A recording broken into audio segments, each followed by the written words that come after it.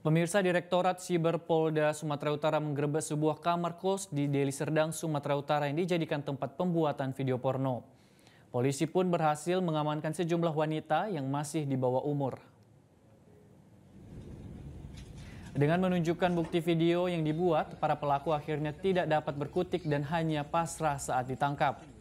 Setelah dilakukan pemeriksaan di lokasi, penyidik Siber Polda Sumatera Utara menetapkan 4 orang tersangka. Namun 1 orang lainnya yang merupakan otak pembuat video masih DPO.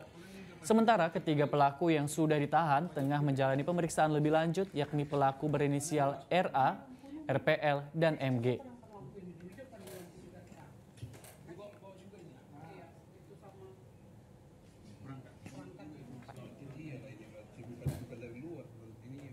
Jelajahi cara baru mendapatkan informasi. Download Metro TV Extend sekarang.